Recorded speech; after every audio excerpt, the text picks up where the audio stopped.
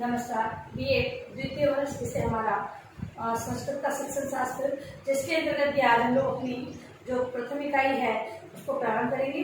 और सबसे पहला जो हमारा टॉपिक आता है वो है पाठ्यक्रम का। हम लोग जानते हैं कि जो शिक्षण कार्य है उसमें पाठ्यक्रम का बहुत ही विशेष महत्व है। अब ये पाठ्यक्रम है, वो कॉन्सेप्ट है क्या होता है पाठ्यक्रम। अगर अर्थ की दृष्टि से देखें तो पाठ्यक्रम को हम कैसे समझ सकते हैं, ये सारी चर्चा हम इस वीडियो के माध्यम से आज करने वाले हैं। सबसे पहले हम पाठ्यक्रम की संरचना को समझने के लिए बात करेंगे। तो पाठ्यक्रम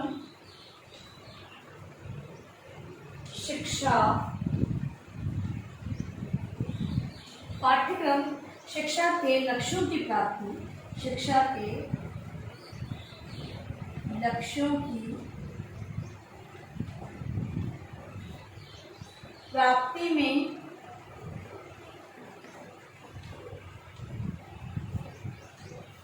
योगदान देता है। पाठ्यक्रम और शिक्षा के लक्ष्यों की प्राप्ति में योगदान देता है। पाठ्यक्रम राज्य सरकार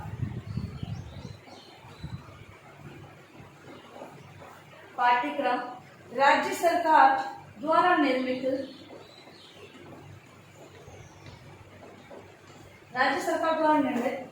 विभिन्न बोर्डों द्वारा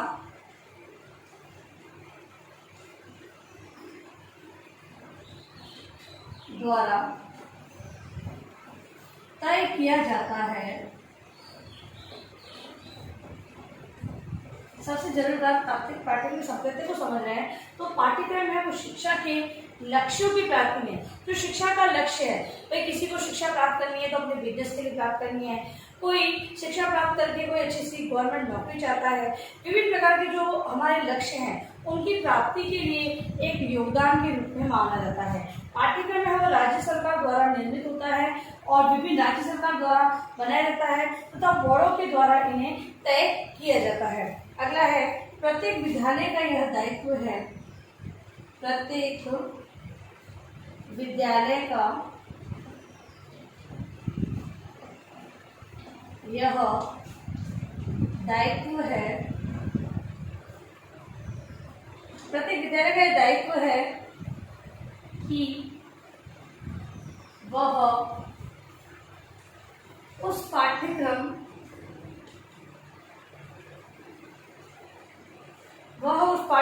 को विधिवत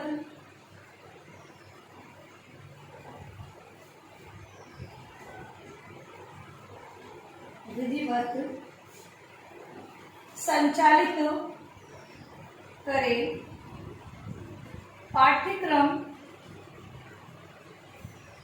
पाठ्यक्रम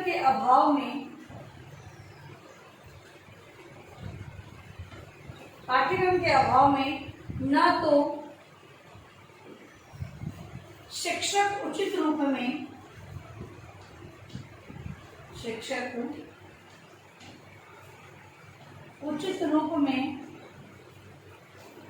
शिक्षा दे सकता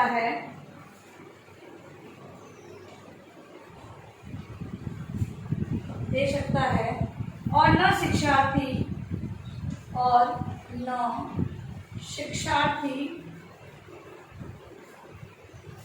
उचित रूप में शिक्षा ग्रहण कर सकते हैं।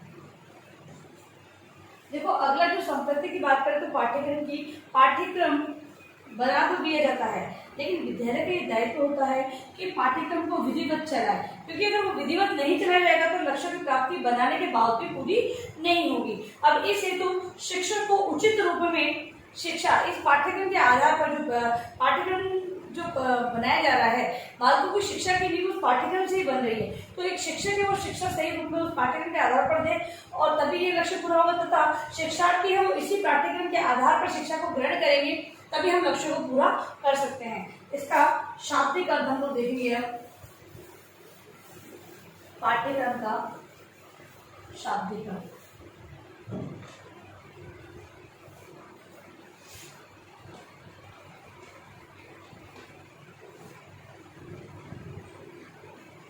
शाब्दिक अर्थ में पाठ्यक्रम करिकुलम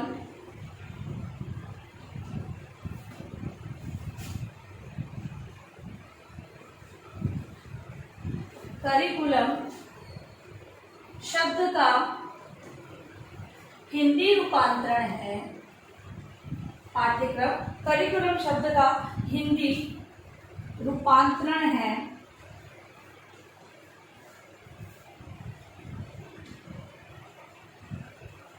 हिंदी रूपांतरण है। करिकुलम शब्द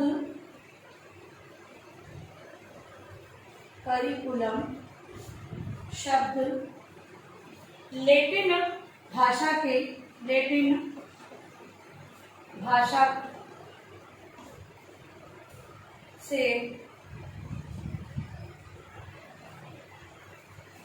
भाषा से अंग्रेजी में लिया गया है।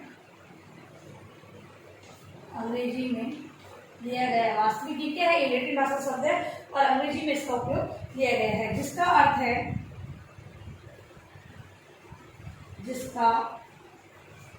है दौड़ का मैदान।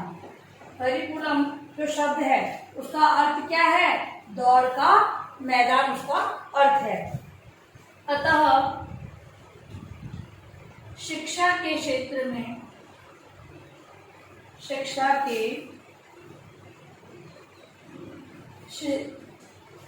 में पाठ्यक्रम वह दौड़ का मैदान है। शिक्षा के क्षेत्र में पाठ्यक्रम वह दौड़ का मैदान है जिसमें छात्र अपने निश्चित लक्ष्य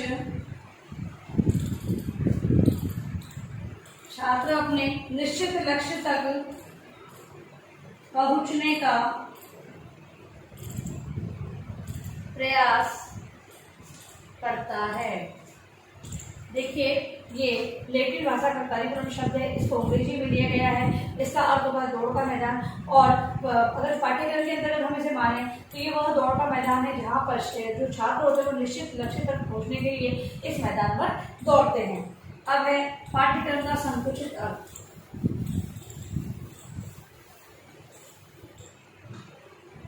पाठ्यक्रम का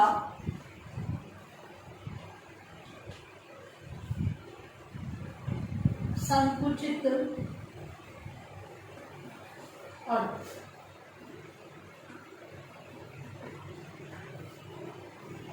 पाठ्यक्रम के संकुचित अर्थ की बात करें तो संकुचित तथा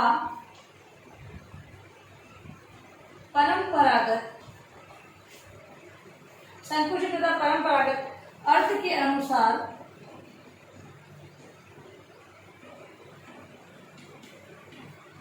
पाठ्यक्रम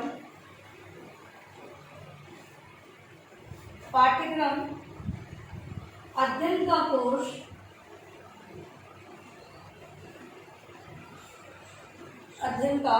कोर्स यानी कि कोर्स ऑफ स्टडी या सिलेबस का पर्यायवाची माना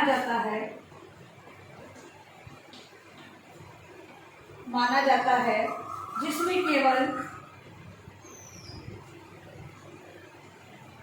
जिसमें केवल कुछ विषयों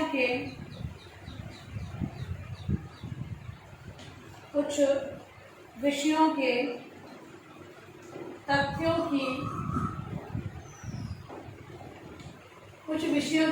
की सीमाएं निश्चित रहती है। इस प्रकार संकुचित अर्थ में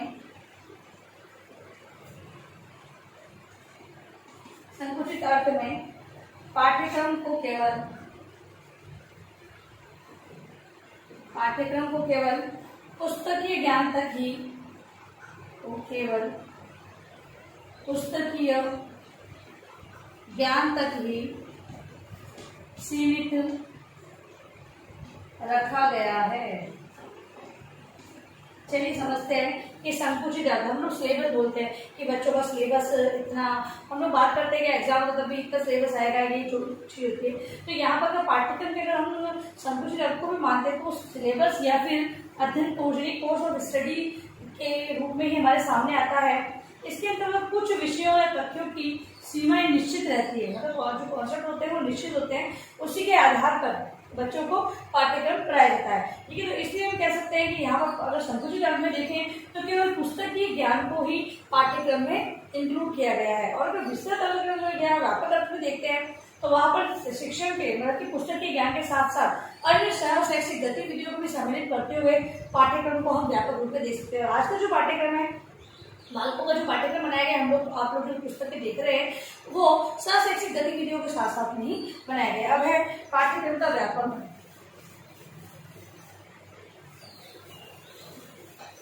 पाठ्यक्रम का व्यापक और व्यापक अर्थ में अगर पाठ्यक्रम तो वर्तमान में पाठ्यक्रम का स्वरूप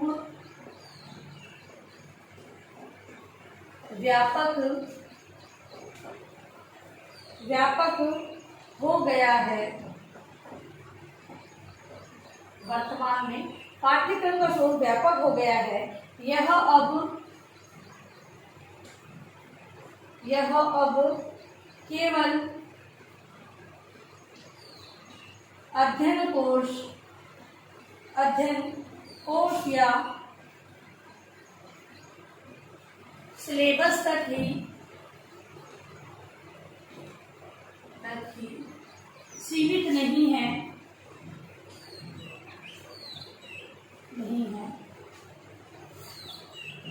अब पाठ्यक्रम के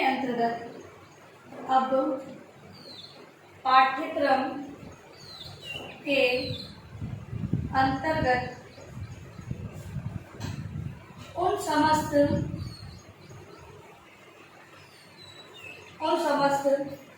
अनुभवों का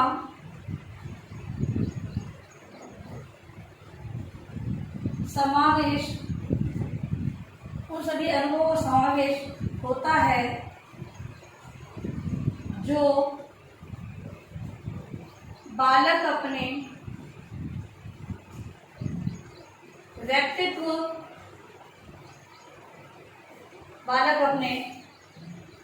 व्यक्तित्व के सर्वांगीण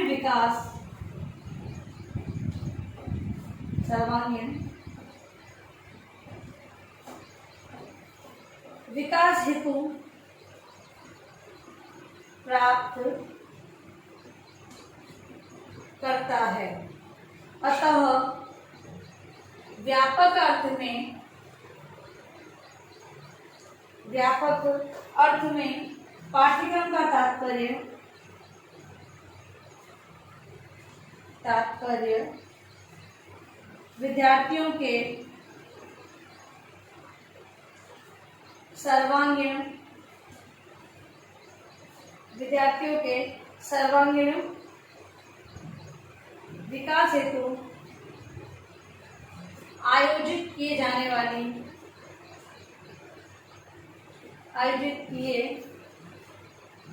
वाली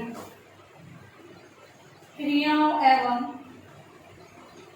अनुभवों का सम्मिलित रूप माना जाता है। ठीक है, तो व्यापक अर्थ में केवल अध्ययन कोर्स या सिलेबस तक ही पाठ्यक्रम को सीमित नहीं रखा गया है। पाठ्यक्रम के अंतर्गत बहुत सारी समस्त गतिविधि आती है। हम लोग देखते हैं कि अगर एक अध्यापक अपने शिक्षण के अंदर विभिन्न प्रकार की गतिविधियों को सम्मिलित करता है, अगर मान लो अध्यापक है वो बच्चों को निबंध सिखाना चाहता है तो निबंध से संबंधित अपना निबंध को पढ़ाए तथा उससे संबंधित गतिविधि का आयोजन कक्षा में भी हो सकता है। इसके अलावा विभिन्न प्रतियोगिता कक्षा, उसके बाहर मतलब कि जो पूरे विद्यालय स्तर पर कॉम्पिटिशन किए जा सकते हैं। इससे भी अगर वो निबंध पाठकों को सिखाना चाहता है तो वो सिखा सकता है। इसके अलावा विभिन्न कविताएं, हम लोग संस्कृत में श्लोकों की बात करते हैं, श्लोकों का जो गायन किया जाता है, जो हमारे संस्कृत शिक्षण की हम बात करें तो यहाँ पर विद्यार्थियों को जो ज्ञान दिया जा रहा है वो ज्ञान पहले एक ब्राह्मण प्राप्त करता था, तथा कोई श्लोक, वेदोच्चारण, जो मंत्रोच्चारण करता है, विभिन्न विधि विधान है, पूजा पाठ है, सभी में ये मंत्र वगैरह काम आते हैं। तो उसको उचित प्रकार से उच्चारण एक विद्यार्थी कर सकते हैं। तो इससे संबंधित विभिन्न प्रकार की जो प्रतियोगिताएं हैं, कक्षा के अंदर, कक्षा से बाहर अध्यापक करवा सकता है। तो हम ये कहें कि पाठ्यक्रम में अब एक ऐसा अधिकार शिक्षक को प्राप्त है कि वो अपने अनुसार किसी भी बात को, मतलब कि किसी भी विषय वस्तु को सरल बनाने के लिए, प्रभावपूर्ण बनाने के लिए विभिन्न प्रकार की गतिविधियों को सम्मिलित कर सकता है। तो ये काम तब हो सकता है जब व्यापक पाठ्यक्रम का रूप उनके सामने आए, यानी कि व्यापक पाठ्यक्रम का निर्माण किया जाएगा। तो आज का जो पाठ्यक्रम है, वर्तमान की बात करें तो वर्तमान व्यापक स्वरूप में ही हो गया है। तो यहाँ पर आज जो स्थिति पाठ्यक्रम की है वो व्यापक है, तथा विभिन्न प्रकार की गतिविधियों को एक अध्यापक अपने अनुसार सम्मिलित कर सकता है। पाठ्यक्रम का लचीला है, फ्लेक्सिबल है कि उसमें हम बदलाव भी, समय समय बदलाव भी किए जा सकते हैं। जैसे आज की जो स्थिति हमें देखने को मिल रही है, आप वो ऑनलाइन शिक्षण कर रहे हैं, पहले ये आज तक कभी ऑनलाइन शिक्षण नहीं हुआ है, लेकिन आज ये ऐसी परिस्थितियां आ गई है। तो यहाँ पर आकर भी हम पाठ्यक्रम हमारा इतना फ्लेक्सिबल है कि हम लोग घर बैठे ही विद्यार्थियों को शिक्षा दे रहे हैं। तो भी विभिन्न प्रकार के जो उन्हें इंस्ट्रूमेंट जो हम अपना रहे हैं, तो ये सारा कब हुआ है, पाठ्यक्रम में इसका समावेश किया गया है। ऐसी टीचरों को ट्रेनिंग प्रशिक्षण काल के अंतर्गत भी ये सारी शिक्षा दी जा रही है। आईसीटी से उन्हें अवगत करवाया जाए, विभिन्न प्रकार के ऑनलाइन वैचारिक आदान प्रदानों से उन्हें अवगत कराया जा रहा है, तभी आगे जाकर वो इनका उपयोग करना सीखते हैं। तो हम ये कह सकते हैं कि जो आज का जो पाठ्यक्रम का स्वरूप है वो व्यापक रूप में हमें देखने को मिलता है। तो आज हमने देखा पाठ्यक्रम की संपत्ति के अंतर्गत व्यापक और संकुचित अर्थ में हमने पाठ्यक्रम को देखा है। उसी को आप गृह कार्य के प्रश्न के रूप में लिख कर रहेंगे। लिखिए अपना गृह कार्य का प्रश्न।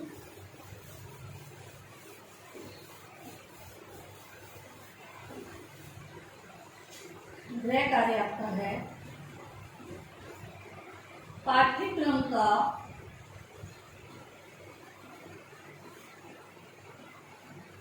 संकुचित एवं व्यापक अर्थ स्पष्ट करें। ठीक है, ये आपका गृह कार्य प्रश्न है, जिसको आप अनिवार्य रूप से अपने उत्तर पुस्तिका में लिखेंगे। और अंत में आप लोगों से निवेदन है कि ये जो महामारी अब चल रही है, इसके चलते आप लोग घर से जब भी बाहर निकलते हैं तो 3 बातों को आपको विशेष ध्यान रखना है। मास्क लगाना है, सोशल डिस्टेंस बनाना है और हाथों को बार बार सैनिटाइज करते रहना है। सुरक्षित रहे, सभी का ध्यान रखें। धन्यवाद।